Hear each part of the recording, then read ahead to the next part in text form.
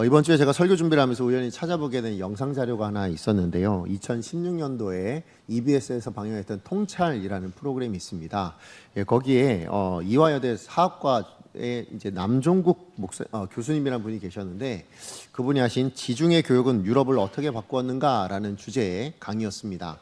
근데 제가 그 강의를 이제 보게 된 건 지중해라는 사실 단어 때문에 제가 본 겁니다. 왜냐하면 오늘 본문의 배경이 지중해를 보고 있어서, 그래서 로마 당시 지중해는 어떤 바다였는가에 대한 간단한 이렇게 안내가 이 영상에 나오더라고요. 네, 그 영상 중에 이제 주신 안내 중에 어떤 내용이 있었냐면, 이 지중해가요, 그 고대 로마 시대에는 나라들마다 다양한 이름으로 좀 불렸다라고 이야기합니다. 이제 그 중에 이제 우리 성경과 관련해서 고대 로마 제국에서는 지중해를 뭐라고 불렀냐면 마레노스트룸이라고 불렀다라고 합니다. 그 이름의 뜻이 뭐냐면 우리 바다라는 뜻이거든요. 근데 왜 고대 로마에서는 이 지중해를 두고 우리 바다다 이렇게 이야기할 수 있었냐 하면, 사실 로마 제국 굉장히 광대하잖아요. 근데 로마라는 나라, 그 이탈리아가 커서가 아니라 지배하고 있던 모든 이 지중해 주변에 있는 모든 나라들이 식민지 국가였습니다. 그러다 보니까 로마가 지배하는 그 모든 땅으로 둘러싸여 있는 바다였기 때문에 지중해잖아요. 그래서 로마의 땅으로 둘려져 있는 바다다 해서 우리 바다 해가지고 그래서 마레 로스트룸 이렇게 불렀다라고 합니다. 자, 그런가 하면 이스라엘 백성들은 그 지중해를 뭐라고 불렀냐면 The Great Sea라고 불렀다라고 합니다. 그러니까 거대한 바다라는 의미가 있죠. 그래서 위대한 바다 뭐 이런 뜻이 있다라고 합니다. 사실 이스라엘 백성들 입장에서는 갈릴리 호수나 아니면 뭐 사해 이 정도를 가지고 바다 비슷하게 봤지만, 반대편에 있는 지중해를 보자면, 동편에 있는 지중해를 보자면 그야말로 거대하고 정말 커다란 그런 바다였다라고 느낄 수 있었겠죠. 자, 그런데 그 외에도 뭐 다양한 이름이 있겠지만, 그런데 이 모든 나라들이 11월 달부터 3월 달까지의 바다를 부르는 이름은 한결같이 거의 동일했다라고 합니다. 하나라고 불렀다라고 하는데, 그게 뭐냐면 Closed Sea라고 이렇게 불렀다라고 합니다. 무슨 의미냐면 닫혀진 바다 라고 하는데요. 그 이유가 무엇이었냐면, 그 당시에 이 겨울철 되는 11월 달부터 3월 달까지는 굉장히 거센 바람과 또 이제 파도 뭐 이런 것들 때문에 그 당시 수준의 그 당시 수준의 항해술 가지고는 이 지중해 바다를 운항을 할 수가 없었답니다. 거의 모든 배가 그때에 대해서 만약에 타잖아요. 뭐 지중해를 운항을 하잖아요. 그러면 다 부서지거나 거의 침몰하거나 뭐 이런 일들이 빈번했기 때문에, 그래서 도저히 운항할 수 없는 바다, 완전히 갇혀져 있는 바다라고 해서 그래서 이렇게 닫혀진 바다 이렇게 이름을 붙였다라고 합니다. 그래서 제가 또 자료를 더 찾아봤는데, 그래서 로마 제국의 그 당시에 작가 겸 해군 제독이었던 플리니우스라는 사람이 겨울에 운항을 하는 사람들을 두고 뭐라고 이야기했냐면, 그 동기는 탐욕밖에 없다라고 단언을 해버립니다. 무슨 얘기냐면, 이 겨울에 목숨 걸고 만약에 이렇게 운항을 한다, 이거는 정말 탐욕을 가지지 않고서는 운항할 수 없다, 이렇게 이야기를 했고요. 또 그런가 하면 그 당시에 로마의 역사가였던 타키투스가 든 연대기라는 책이 있는데, 그 책에 보면 어떤 내용이 나오냐면, 클라우디우스 황제 때에 그 로마 제국에 굉장히 커다란 이제 기근이 있었다라고 합니다. 그래서 결국은 이제 곡식을 사올 수밖에 없는데, 이게 겨울에도 곡식이 없었잖아요. 그래서 어떻게 했냐면, 오늘 본문에 이제 등장하는 알렉산드리아라고 하는 이집트에서 곡식을 사다가 운송해가지고 겨울에 지중해를 건너서 로마까지 가지고 오게 됩니다. 근데 이때 이 성공적으로 이제 그 운송을 마무리하게 되는데, 그때 이것을 뭐라고 평가하냐면 이렇게 평가를 합니다. 신들의 친절함과 온화한 겨울 덕분이다, 이렇게 이야기를 한 겁니다. 무슨 얘기냐면, 정말 11월 달부터 3월 달까지는 신의 도움이 없이는 이건 운항이 불가능한 것이라고 여겨질 정도로 그렇게 지중해 바다가 굉장히 거세고 힘들어서 아예 운항할 수 없는 그런 시기였다, 그래서 그런 바다였다라고 이야기하더라고요. 자, 오늘 우리가 살펴보고 있는, 우리 지난주에 살펴봤던 내용에 보면, 사도 바울이 드디어 이제 가이사라에서 떠나서 아드라무테노라는 배를 타고 이제 여정을 시작합니다. 어딜 향해 갑니까? 로마를 향한 여정을 시작하죠. 자, 근데 그래서 출발을 했는데 뭐냐면 바람이 거세서 제대로 가지를 못합니다.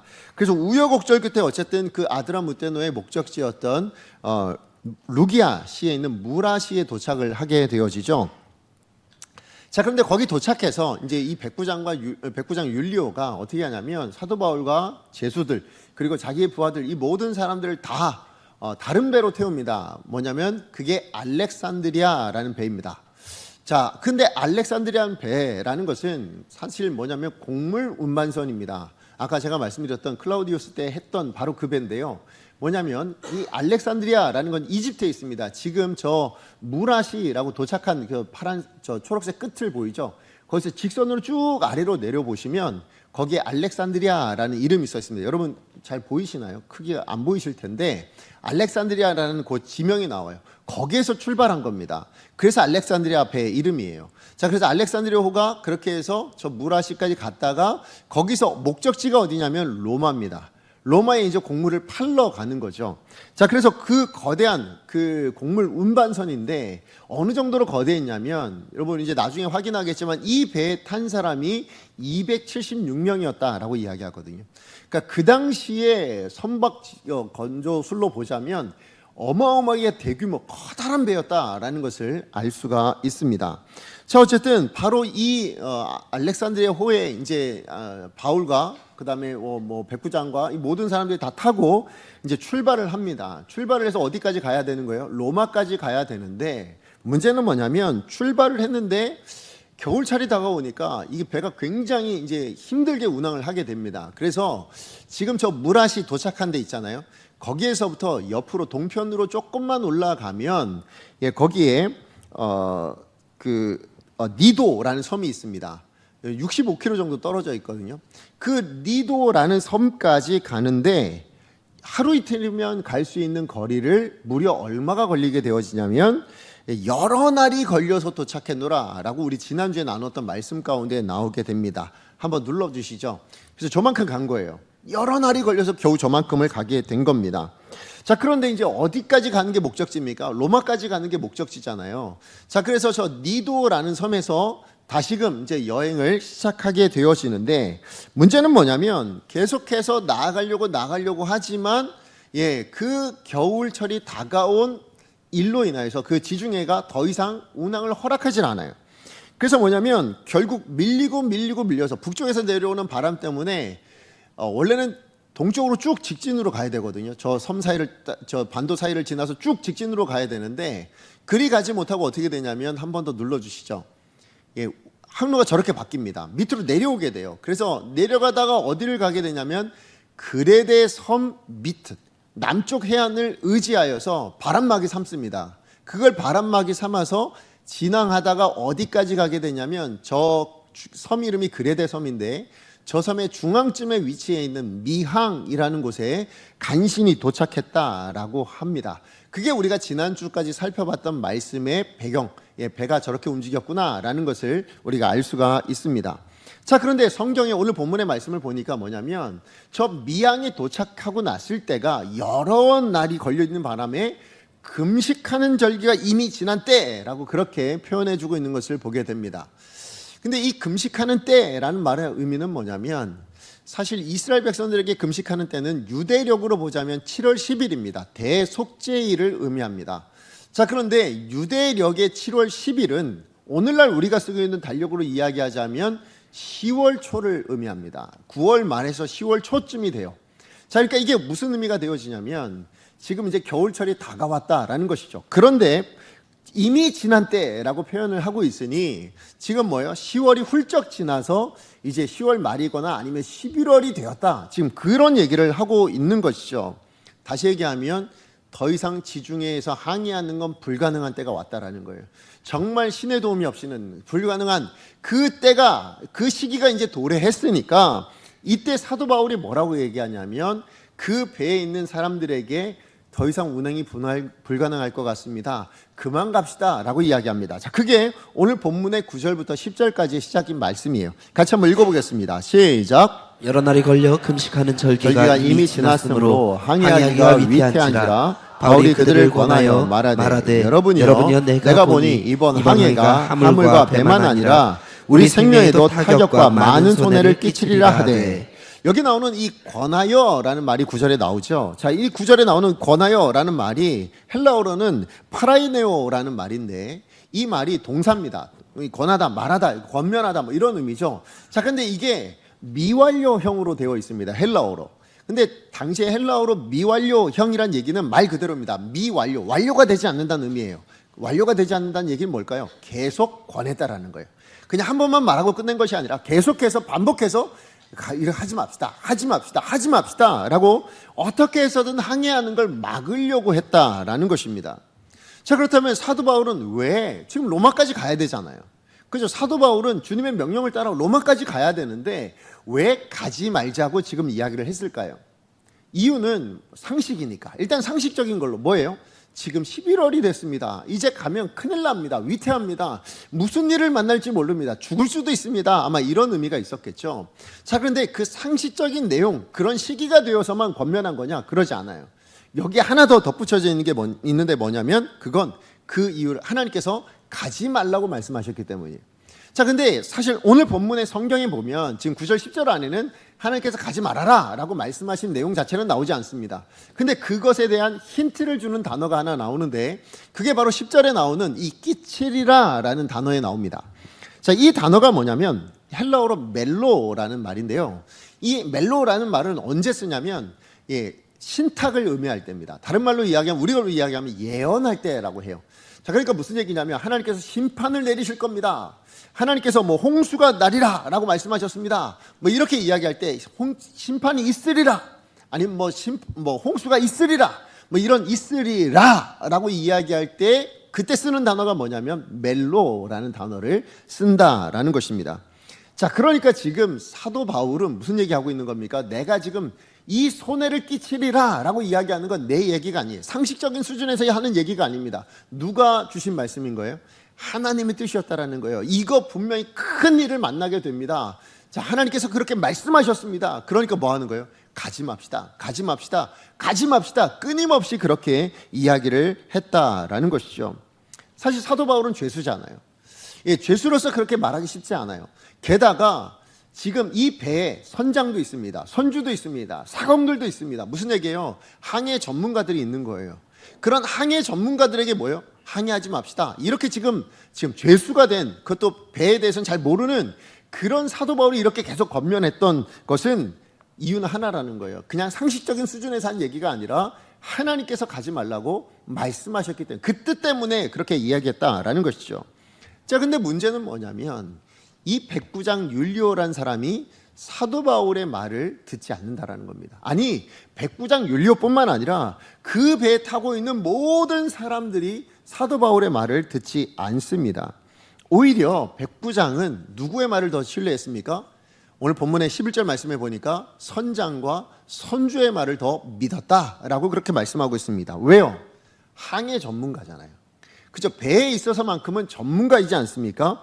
자, 그러니 오래 지식과 경험과 항해에 있어서는 얼마나 열심히 더 많은 것들을 알고 있으니 그 항해 전문가, 이 선장과 선주가 뭐라고 이야기합니까? 그 배 타고 있는 사공들과 함께 이렇게 이야기합니다. 12절입니다. 같이 한번 읽어봅니다. 시작. 그 항구가 겨울을 지내기에 불편하므로 거기서 떠나 아무쪼록 베닉스에 가서 겨울을 지내자 하는 자가 더 많으니 베닉스는 그레데 항구라. 한쪽은 서남을, 한쪽은 서북을 향하였더라. 지금 여기 나오는 이 베닉스라는 곳은 어디냐면 지도를 한번 띄워주시면 저 그레데 섬에서 동쪽으로 조금만 더 가면 돼요. 그레데 섬 끝쪽에 있습니다. 자, 끄트머리 쪽에 있는 섬이에요. 동쪽 끝쯤에 있는 그런 섬입니다. 그래서 위아래로 언제든지 움직일 수 있는 그런 그 항구입니다. 거기에 이제 가자라고 지금 이야기를 해요. 근데 이 미항에서 이 베닉스라는 곳이 그리 멀지 않아요. 한 70km 정도 떨어져 있는 그 정도 길이밖에 되지 않습니다. 자, 그런데 바로 그 베닉스라는 곳으로 가자. 아니, 똑같은 그레데 섬 안에 있는 건데도 불구하고 지금 선장과 선주가요, 이 미항을 떠나서 좀 날씨가 계절적으로도 도저히 항로가 불가능한, 항해하는 것이 불가능한, 상식적으로 안 된다라고 여겨지는 때지만 그럼에도 불구하고 지금 가자라고 이야기를 하고 있는 것입니다. 왜 그렇다고요? 겨울 나기가 여기보다는 저 베닉스가 좀 더 크니까. 왜요? 아까 말씀드렸던 미항이라고 이야기하는 이 미항은 말 그대로 아름다운 항구예요. 굉장히 아름다운 항구인데, 근데 뭐냐면 작았다라는 것입니다. 작았는데 무슨 얘기냐면 아까 말씀드렸듯이 이 곡물선 알렉산드리아호가 굉장히 큰 배예요. 엄청나게 큰 배이기 때문에 이 조그만 항구에 만약에 머물게 되어지면 사람이 위태한 게 아닙니다. 그죠? 왜요? 배에서 다 내릴 테니까. 그렇잖아요. 정박하고 겨울 머뭅시다 라고 얘기하면 사람은 거기서 내리면 돼요. 근데 문제는 뭐냐? 바람이 불고 그래서 혹시나 큰 풍랑을 만나거나 아니면 거센 바람에 의해서 혹시나 그 작은 항구에서 부딪히게 되거나, 예, 그래서 뭐예요? 그 곡물이나 거기 있는 모든 재산들, 심지어 배까지도 잃어버릴 위험이 있다라고 판단을 한 겁니다. 그래서 뭐예요? 위험을 감수하고서라도 어디로 가자?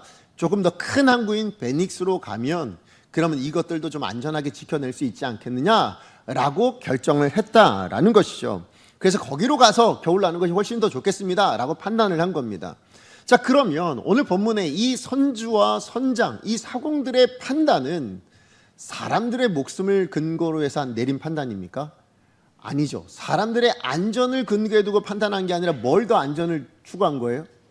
물건이죠. 그죠? 거기 실려져 있는 화물들, 예, 곡식들, 더 나아가서 이 배를 더 안전하게 지키기 위한 방법으로서 선택한 게 뭐라고요? 이 미항에 있는 것보다는 지금 좀 위험하지만 항해가 좀 어렵지만 그래도 베닉스로 갑시다 라고 결정을 했다라는 것입니다. 예, 그러니까 무슨 얘기냐면 지금 이 선주와 선장에게 중요한 건 뭐라는 거예요? 사람의 안위가 아니라는 거예요. 더 중요한 게 있었다라는 겁니다. 그게 뭐예요? 예, 그게 이 화물. 이 화물로 말미암아 내가 얻을 수 있는 이익, 그죠? 이 재산, 이것이 훨씬 더 중요하다라고 여겼던 것이죠. 게다가 이렇게 여길 수 있었던 이유는 아마 자기가 이 정도 큰 배에 70여 킬로 정도라면, 예, 그냥 하루 이틀 고작 가는 거리라면 한번 가도 되지 않겠는가. 그리고 우리의 경험이나 이런 어떤 노하우, 이 정도면 감당할 수 있을 거라는 그런 판단도 있었을 겁니다. 게다가 마침 그 말을 했을 때 어떤 일이 일어났습니까? 예, 마치 그들의 말을 지지라도 하는 것처럼 뭐예요? 남쪽에서부터 바람이 불어오는데 어떤 바람이요? 순풍이 불어왔다라고 이야기합니다. 우리 13절 말씀 같이 한번 읽어볼까요? 시작. 남풍이 수많게 불매 그들이 뜻을 이룬 줄 알고 닻을 감아 그레데 해변을 끼고 항해하더니. 네, 지금 무슨 얘기예요? 지금 이제 순풍이 불었어요. 그러니까 뭐예요? 야, 맞잖아. 이게 우리 뜻이 맞는 거야. 지금 하늘도 우리를 돕고 있는 거야. 이런 식으로 생각을 했다라는 것이죠. 자, 그래서 의기양양하게 뭐예요? 이제 닷을 그대로 올려서 그리고 이제 베닉스 항구를 향해서 드디어 항해를 시작했다라는 것입니다. 자, 지금 경로가 저만큼이에요. 저 빨간색 있는 저만큼을 이동하겠다라고 지금 시작해서 간 건 겁니다. 그러니 얼마 안 가는 거잖아요. 그죠? 그러니까 그 선장 아니면 뭐 선주 아니면 그 사공들 말이 맞겠네라고 그렇게 생각되어질 수 있을지 모르겠습니다. 자, 그런데 문제는 뭐냐면 그렇게 잠깐이면 이 조금만 위험을 감수하면 갈 수 있을 거라 생각했던 그 순풍 바다 떠난 길에 뭐예요? 그 찰나에 불과했다라는 거예요. 순풍이. 무슨 일이 일어납니까? 바로 떠나자마자 그 그레데섬 중앙이라고 얘기하니 그 미항이 있는 부근인 거죠. 떠나자마자 그 배 뒤편에서부터 무슨 일이 일어납니까? 유라굴로라는 광풍이 불어왔다라고 말씀하고 있죠. 그것 때문에 뭐예요? 이 광풍을 만나게 되니까 돛에 의해서 바람에 의해서 움직이는 이 배가 통제력을 잃어버리게 됩니다. 아무리 배를 통제하려고 해도 광풍에 어떻게 할 수 있는 방법이 없는 겁니다. 그래서 지금 가야 될 곳은 저만큼, 저 빨간색만큼 가야 되는데 경로가 어떻게 바뀌냐면 한 번 더 눌러주시겠어요? 네, 저 밑으로 내려가게 됩니다. 한 번 더 눌러주세요. 예, 그래서 점점 밑으로 내려가요. 그래서 저 밑으로 내려가다가 저 지금 눈에 보이지 않겠지만 제가 저 끝나는 저 지점에 뭐가 있냐면 가우다라는 조그만 섬이 있어요. 아주 눈에 보이지 않을 만큼 작은 섬이 하나 있습니다. 그 섬 아래로 지나가게 돼요. 자, 그런데 그것도 섬이잖아요. 그래도 그러니까 뭐예요? 그 섬에 의해서 바람이 조금 막히게 됩니다. 풍랑이 조금 이제 잠잠해지게 돼요. 광풍은 여전히 불고 있는데 조금 잠잠해집니다. 그 조금 잠잠해진 걸 계기로 뭐예요? 구명전처럼 사용하는 거룻배를 뒤에다 달고 다녔어요. 혹시나 이 배가 침몰하면 옮겨 탈 수 있는 조그만 배를 준비했는데 그게 이 바람에 부셔질 것 같으니까 뭐예요? 배 위로 끌어올리게 되어졌다라고 말씀합니다. 자, 그리고는 이제 조금 더 위험하니까 뭐예요? 이제 그제서야 거기서 배를 줄로 단단히 묶었다라고 얘기합니다. 그 당시에 배는 다 나무였잖아요. 자, 그러니까 줄로 꽁꽁 선체를 전부 다 동여매서 안전할 수 있도록, 조금이라도 더 안전할 수 있도록 만반의 준비를 할 수 있었다라고 이야기를 하죠. 자, 그런데 문제는 뭐냐면 그럼에도 불구하고 이 배는 계속해서 방향이나 아니면 서고 가는 것을 어떻게 할 수가 없어요. 왜요? 풍랑에 의해서, 그 광풍에 의해서 지금 움직여져 가고 있었다라는 것이죠. 자, 그런데 그 지중해에는 또 하나의 문제가 있었는데, 그게 뭐냐면 제가 밑에 지금 보여지는 저 갈색 보이십니까? 저 갈색이라고 할까요? 저게 뭐냐면 스르디스라고 오늘 본문에 이야기 나오는 저 부분을 의미하는 건데요. 저게 뭐냐면 모래톱입니다. 모래톱. 그러니까 모래 사구가 있는 거예요. 바다 밑쪽에 모래가 솟아나 있는 거죠. 근데 문제는 뭐냐면 지금 이 알렉산드리아호가 큰 배라고 말씀드렸잖아요. 거기에 곡물까지 다 실려 있고 사람도 270명이 타 있어요. 자, 무슨 얘기입니까? 엄청나게 무거웠다라는 거죠. 자, 그러니 저 모래사고에 혹시라도 이 풍랑 가운데 걸리게 되면 어떻게 될까요? 그야말로 좌초되거나 난파되거나 죽을 수밖에 없는 거예요. 자, 그러니 이 뱃사람들에게는 저 스르디스를 만날까 두려움에 빠지게 됩니다. 지금 우리가 이 배를 어찌할 수 없는데, 방향도 어찌할 수 없는데 자꾸 밑으로 내려가고 있었단 말이죠. 점점 밑으로. 자, 그러니 조금만 더 내려갔다가는 우리도 감당할 수 없는 저 모래톱에 걸려서 죽을 수밖에 없다라는 두려움에 빠지게 되어집니다. 자, 그래서 어떻게 합니까? 정말 어떻게 해서든 더 내려가지 않고서 스리트에 걸리지 않으려고 부단히 애를 쓰고 풍랑에서 빠져나오려고 애를 쓰는데, 문제는 풍랑이 잠잠할 기미가 보이지 않아요. 예, 몇 날 며칠이 돼도 여전히 풍랑이 되고 있는 거예요. 그리고 배는 점점 어디로 가는지 모르겠는데 자칫하면 이제 스리디스 만나면 이제 죽었다, 이 생각이 되어지니까 결국 결단을 내립니다. 어떤 결단을 내려요? 배에 있는 모든 사람들이 우리 이 화물을 포기합시다. 사실 저 배 무엇 때문에 출발한 거예요? 저 화물 좀 지켜보겠다고. 그죠? 지금 안위가 아니라 사람 생명 지키겠다가 아니라 저 화물 좀, 이 배랑 화물 좀 지켜보겠다고. 그래서 떠난 길이었는데 결국은 뭡니까? 그 화물을 전부 바다에 집어 던집니다. 왜요? 그렇게 해서라도 배를 가볍게 만들어야 스리디스가 있어도 뭐예요? 위로 지나갈 수 있지 않겠냐, 걸리지 않을 수 있지 않겠냐 해서 그렇게 모든 화물을 다 버리게 되어집니다. 자, 그런데 그렇게 화물을 버리고 나면 좀 더 나아져야 되는데 그렇지 않아요. 여전히 뭡니까? 풍랑은 계속되어지고 사흘이 지나도록 풍랑 가운데 계속해서 어디를 갈지 몰라서 결국은 어떤 결단까지 내리냐면, 야, 그럼 안 되겠다. 이 또 배가 더 무거워서 또 걸릴 수 있으니 어떻게 하자? 배에 있는 우리 기물들을 버리자 해서 기물까지 버리게 됩니다. 여러분, 배의 기물이란 얘기는 뭐예요? 배에 운항에 있어서 없어서는 안 될 물건들이라는 거예요. 그것들을 다 자기 손으로 버렸다라고 지금 오늘 본문에 이야기합니다. 그 선원들의 자기 손으로 버렸대요. 무슨 얘기를 하고 있는 걸까요? 얼마나 지금 살고 싶은지, 그 생명을 지키기 위해서, 이 배에서 생명을 정말 유지하기 위해서 정말 처절하게 절박하게 그렇게 지금 처신하고 있다라는 거죠. 정말 열심히 노력하고 있는 겁니다. 정말 애쓰고 있는 거죠. 그럼에도 불구하고 오늘 본문에 보니까 이 알렉산드리아호는 이 풍랑과 광풍 안에서 뭐예요? 해도 보이지 않고 별도 보이지 않는 그야말로 칠흑 같은 어둠 속에서 풍랑이 계속되었다라고 이야기합니다. 자, 그때 이 표류하는 알렉산드리아 배 안에 있는 이 사람들 안에 결국 마지막에 하나를 버리게 됩니다. 뭘 버렸을까요? 마지막 남아있던 하나를 버리는데 그게 바로 구원의 여망을 버렸다라고 이야기합니다. 무슨 얘기냐면, 못 살겠구나, 이제 죽었구나 라고 해서 살 소망. 왜요? 지금까지는 살려고 발버둥 쳤단 말이에요. 그죠? 살려고 내가 이익으로 여겼던, 그래서 떠날 수밖에 없었던 그 화물도 다 버리고요. 심지어는 배에서 누릴 수 있는 그 모든 기물들까지 다 버리고요. 그렇게 애쓰고 노력했음에도 불구하고 도무지 이 광풍에서 벗어날 기미가 없으니 뭐예요? 이제는 마지막에 살 소망까지도 버렸다라고 그렇게 말씀을 하죠. 자, 우리 20절 말씀 같이 한번 읽어보겠습니다. 시작.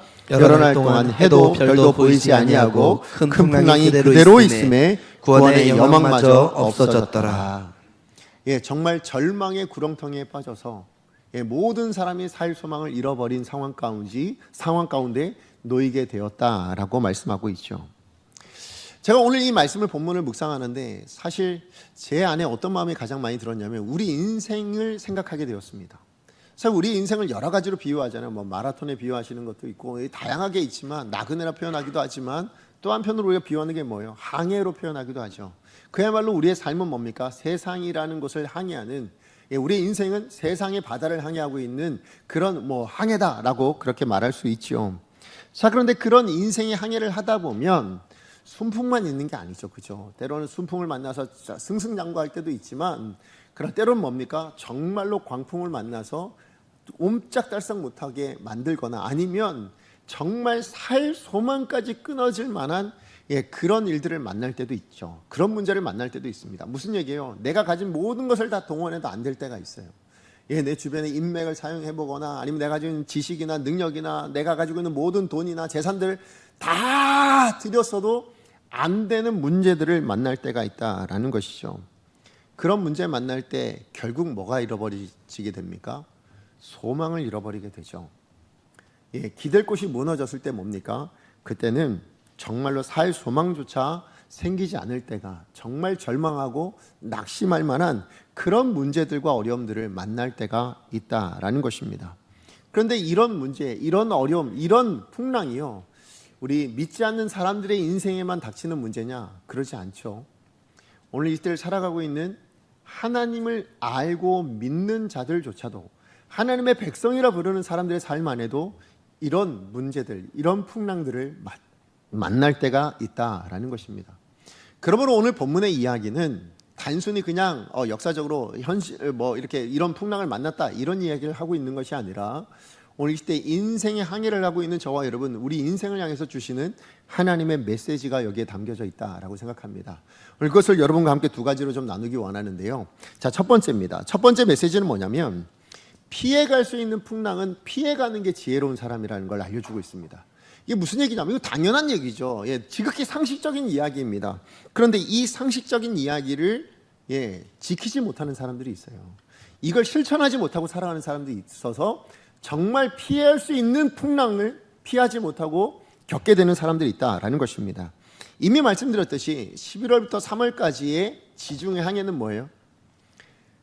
뱃사람들뿐만 아니라 배를 타지 않는 육지에 사는 사람, 아니 배와 관련된 일을 하는 사람뿐만 아니라 사도 바울처럼 배랑 전혀 상관없는 일을 하는 사람들에게조차도 뭡니까?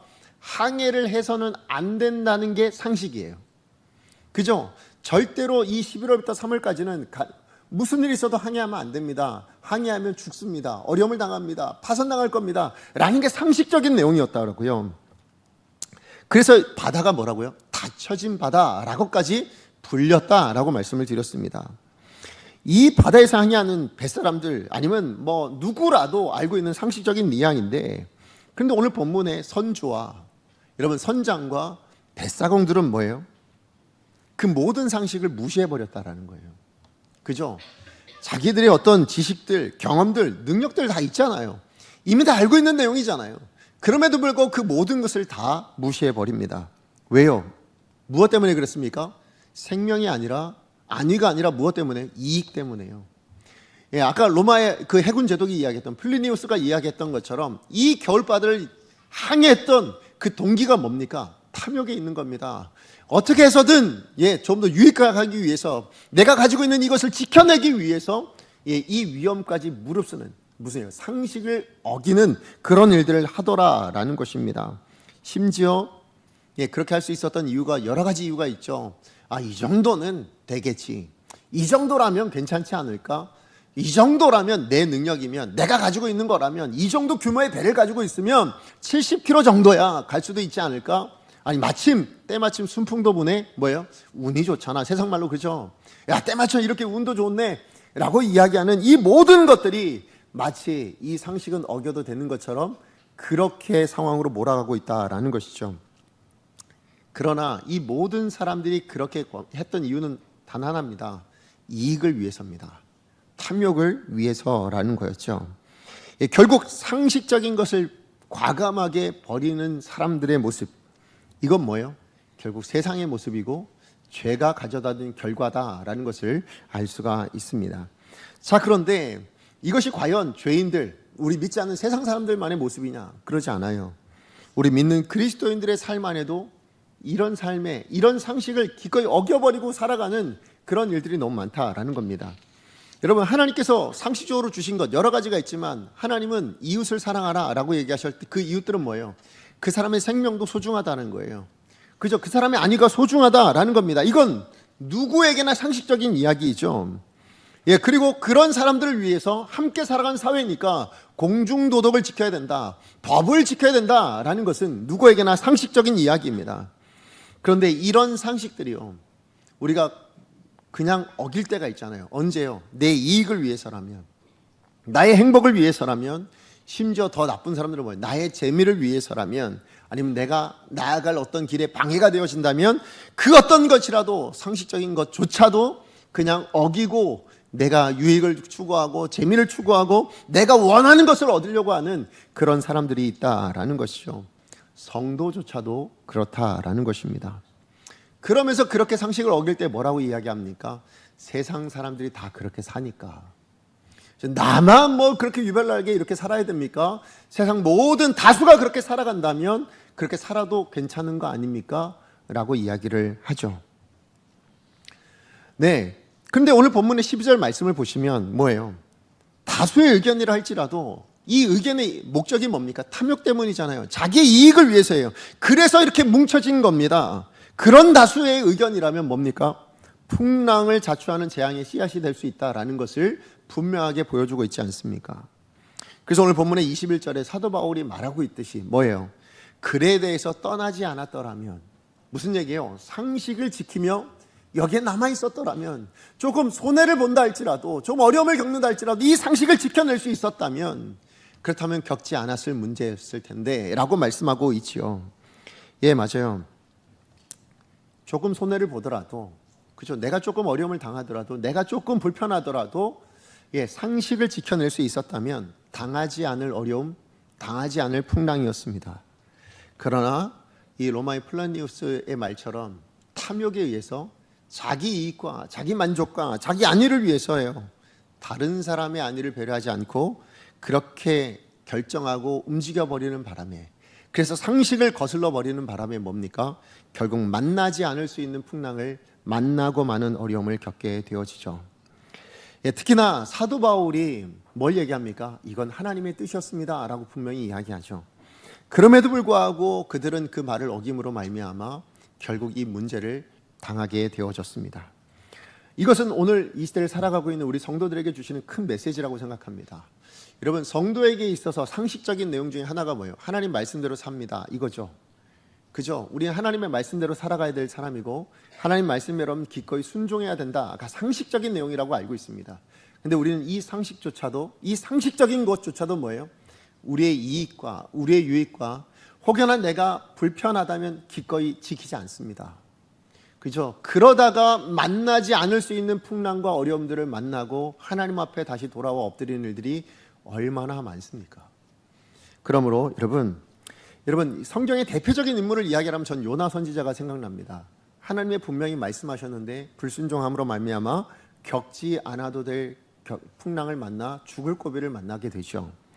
저는 우리 강석의 모든 성도님들이 바로 이 지혜가 있었으면 좋겠습니다. 요나와 같은 인생이 되지 않기를 원합니다. 예, 하나님께서 우리 가운데 상식적으로 주신 것들이 있습니다. 예, 그 상식적인 것, 당연한 것만 지켜낼 수 있는 지혜만 있어도요, 우린 당하지 않을 어려움들은 피해갈 수 있는 거거든요. 그러므로 오늘 이 시대에 우리 모든 성도님들은 이 시대의 요나가 되지 않기를 원합니다. 그죠? 하나님 말씀 앞에 순종하며, 예, 그 작은 상식적인 부분만이라도 우리가 지켜나갈 수 있다면, 예, 우리는 풍랑을 피해갈 수 있는 것들은 얼마든지 피해갈 수 있는 그런 저와 여러분의 삶이 될 줄로 믿습니다. 자, 그런가 하면 두 번째 오늘 주시는 메시지는 뭐냐면, 성도는 풍랑 속에 구원의 소망을 주는 방주로 부름받은 사람이라는 것을 기억해야 된다라는 것입니다. 여러분, 우리 신앙은 말로 되어서 확증되지 않죠. 어떤 신앙을 가지고 있냐, 저 사람의 신앙의 태도는 무엇이냐라는 것은 말로 되어지지 않습니다. 무엇으로 확정할 수 있습니까? 삶에서 확증되어지죠. 근데 특히 그 삶 속에서도요, 시련을 만나게 되어지면 그의 신앙이 어떠한가가 완전히 입증이 되어집니다. 다시 얘기하면 신앙의 삶은, 우리 성도의 삶은 뭐예요? 여러분, 삶으로 확증되고, 예, 시련 속에서 입증되어진다라고 말씀드릴 수 있습니다. 오늘 본문의 사도 바울이 가지고 있는 신앙의 태도가 어떠한가? 그냥 확증 정도가 아니라 입증되어지고 있는 것을 보게 됩니다. 뭘 입증하고 있습니까? 하나님 중심의 사람이었구나라는 것을 알 수가 있습니다. 아까도 말씀드렸지만 사도 바울이 로마로 갑니다. 왜 갑니까? 그가 왜 황소까지 하며 로마로 갑니까? 로마에도 복음 증거해야 된다라는 하나님의 분명한 뜻이 있어서 그래서 갑니다. 본인이 원해서가 아니라 하나님이 가서 전해야 된다라고 말씀하셨으니 그래서 사도 바울은 로마를 향한 여정을 시작하게 되어진 것입니다. 그러므로 어찌 보면 오늘 본문 안에서 가장 로마로 가고 싶어하는 사람은 누구였을까요? 사도 바울이어야 합니다. 그죠? 하나님이 가라 하신 자리입니다. 그래서 가고 떠난 길입니다. 문제는 그렇게 떠난 길인데 순풍이 있지 않더라는 거죠. 그죠? 지금 바람 잘 날이 없어요. 가는 길마다 어려움을 만나고 거센 풍랑 만나서 결국 오늘 본문 안에서 뭐예요? 죽을 고비 유라굴로 광풍까지 만나게 되어집니다. 그런데 오늘 본문 안에 사도 바울이 많이 등장하지 않지만 오늘 본문 말미에 등장하는 사도 바울의 모습을 보면 두려워하거나 조급해하는 모습도 전혀 없습니다. 심지어 미항에서 뭐라고 그래요? 모든 사람이 가자라고 이야기할 때 아니요, 여기 섭시다 라고 이야기한 건 사도 바울 한 사람밖에 없었습니다. 왜 그럴 수 있었을까요? 어떻게 그럴 수 있었을까요? 아니 지금 사도 바울이야말로 로마 가고 싶은, 누구보다도 가고 싶은, 그래서 가서 빨리 가서 조금이라도 더 복음 증거하고 싶은 마음이었을 텐데 왜 사도 바울은 멈추자, 여기서 섭시다 라고 말할 수 있었는가? 그 이유는 단 하나입니다. 뭐예요? 하나님이 가지 말라고 하셨으니까. 그죠? 하나님이 여기서 멈추라 하셨으니까 멈추더라 라는 것입니다. 결국 이 유라굴로 광풍의 시련을 통해서 사도 바울의 신앙 태도가 완전히 입증이 되어지고 있는 거죠. 어떤 신앙을 가지고 있습니까? 하나님 중심의 신앙입니다. 제가 이 하나님 중심이라는 신앙을 제가 강조하는 이유는 많은 분들이 저도 종종 이야기하죠. 사명 중심의 삶을 살아야 됩니다 라고 이야기합니다. 사명 중심의 교회다 라고 이야기하기도 합니다. 그런데 여러분 여기에도 큰 문제가 생길 수 있습니다. 만약에 사도 바울이 로마로 가는 걸 사명으로 알고 그것이 하나님 주신 사명이니까 내가 가야 됩니다, 반드시 가야 됩니다, 그래서 만약에 이 미항에서 갑시다 해가 출발했다면 그러면 오늘 여기서 살아남은 사람은 없었을지 몰라요. 그죠? 무슨 얘기입니까? 사명이지만 하나님께서 멈추라 하면 뭐예요? 멈출 수 있어야 된다는 거예요. 다시 얘기하면 사명보다 더 중요한 것이 있다는 겁니다. 그게 뭡니까? 하나님이셔야 합니다. 하나님의 뜻이어야 한다라는 것입니다. 다시 얘기하면 복음을 증거해야 되는 사명 분명합니다. 그러나 그 사명 중심이 아니라 사도 바울의 신앙의 중심은 어디 있었는가? 하나님께 두고 있었다라는 것입니다. 하나님이 가라 하면 가고, 하나님이 서라 하면 서고, 하나님이 이쪽으로 가라 하면 이쪽으로 가고, 저쪽으로 가라면 저쪽으로 가는 사람, 그게 바로 사도 바울이었습니다. 그런 사도 바울의 인생의 태도로 말미암아 하나님이 어떤 은혜를 주십니까? 오늘 본문에 보니까 이 알렉산드리아 호에 타고 있는 276명의 모든 사람을 살려내는 방주의 역할을 사도 바울이 하고 있는 것을 보게 됩니다. 여러분 방주, 이것은 어디서 가장 먼저 나오죠? 여러분 잘 아시지만 창세기 6장에 노아 홍수 때 만들어졌던 배죠. 그것을 방주다라고 이야기를 합니다. 자, 그런데 이 방주는 어마어마하게 큽니다. 축구장보다 훨씬 더 큰 규모의 배를 방주로 만들었습니다. 그래서 이 방주를 히브리어로 뭐라고 부르냐면 테바라고 부릅니다. 근데 이 방주 테바라고 이야기하면, 그래서 많은 분들은 우리가 성막 체험하면서 한번 어느 곳에 갔을 때도 어마어마하게 커다란 진짜 그런 방주를 만들어 놓고, 그래서 우리가 방주라고 이야기하면 그런 큰 배를 생각하게 되죠. 자, 그런데 여러분 출애굽기에 보면 이 방주가 한 번 더 나옵니다. 테바라는 단어가 한 번 더 나오는데 어디서 나오냐면 사내 아이가 태어나면 모두 다 나일강에 빠뜨려 죽여라, 던져 죽여라 라고 얘기하는 애굽의 바로 왕의 명령을 피해서 한 아들이 태어났을 때 몇 개월 동안 숨기다 도저히 안 돼가지고 갈대나무 상자에 엮어서 나일강에 떠나보내잖아요. 누구죠? 모세죠. 그 모세, 아기 모세가 태워져 있던 그 갈대 상자의 이름이 테바였습니다. 무슨 얘기를 하는 거냐? 테바라는 것은 어떤 크기, 어떤 재료로 만들었냐가 중요한 것이 아니라 뭐가 중요한 걸까요? 생명을 구원하는 배라는 의미가 있는 겁니다. 그죠? 생명을 구하는 배, 이것을 테바라고 부른다라는 것입니다. 자, 그런데 이 테바의 특징은 뭐냐면 사람의 어떤 인위적인 장치가 없어요. 무슨 얘기냐면 속도를 더 내기 위한 돛도 없고요, 아니면 노도 없어요, 아니면 그 속도를 멈추기 위한 어떤 닻이 있냐? 없어요. 키가 있냐? 없습니다. 오로지 뭐예요? 그 방향을 결정하고 가고 서는 것 다 누가 결정하는 거예요? 사람이 결정하는 게 아니라 하나님이 결정하게 하는 것이 테바의 특징입니다. 무슨 얘기예요? 하나님이 결정하시니까 뭐예요? 구원의 방주가 될 수 있더라라는 의미가 되죠. 여러분, 이것을 오늘 사도 바울이 그대로 실천하고 있는 거잖아요. 하나님이 가라면 가고 하나님이 서라면 서는 인생. 그죠? 하나님이 방향을 정해주면 그 방향으로 가고, 아니 다른 방향으로 가라면 다른 방향으로 가는 그런 사도 바울이야말로 뭡니까? 이 시대에 이 알렉산드리아 호의 유일한 한 사람, 뭐예요? 방주의 역할을 하는, 테바의 역할을 하는 사람이었다라는 것입니다. 그랬더니 하나님께서 어떻게 하세요? 이 사도 바울에게 이 나머지 276명의 모든 생명을 그 방주에 태워버리십니다. 자, 그게 22절에서 25절에 나오죠. 같이 한번 읽어보겠습니다. 시작. 내가 너희를 권하노니 이제는 안심하라. 너희 중 아무도 생명에는 아무런 손상이 없겠고 오직 백분이라. 내가 속한 바 곧 내가 섬기는 하나님의 사자가 어젯밤에 내 곁에 서서 말하되 바울아 두려워하지 말라. 내가 가이사 앞에 서야 하겠고 또 하나님께서 너와 함께 항해하는 자를 다 내게 주셨다 하였으니 그러므로 여러분이여 안심하라. 나는 내게 말씀하신 그대로 드리라고 하나님을 믿노라. 아멘. 다 누구에게 줬다고요? 너에게 줬다고요. 너에게 맡겼다고요. 누구를요? 276명의 생명을 사도 바울 한 사람에게 맡겨 놓으셨대요. 예, 결국 이 사람들은 사도 바울로 인해서 구원을 얻습니다. 유라굴로 광풍에서뿐만 아니라 사실 하나님을 만나 구원 얻는 영원한 생명까지 얻게 되어집니다. 이것이 어떻게 가능하게 되었을까요? 사도 바울이 그 당시에 테바가 되었기 때문에 그런 거죠. 테바가 어떻게 된다고요? 하나님께서 사용하시는 구원의 방주는 하나님이 가라면 가고 서라면 서고 방향조차도 하나님이 결정하게 모든 것을 내어 맡긴 인생을 하나님은 테바로 삼으시더라라는 것입니다. 그러므로 오늘 저와 여러분 우리도 마찬가지일 줄로 믿습니다. 하나님께서 사도 바울만 구원의 테바로 삼기를 원하시는가? 아니요. 하나님께서 이 시대에 구원받은 모든 하나님의 사람들 다 이 시대의 테바로 사용하기를 원하시는 줄 여러분 믿으시기 바랍니다.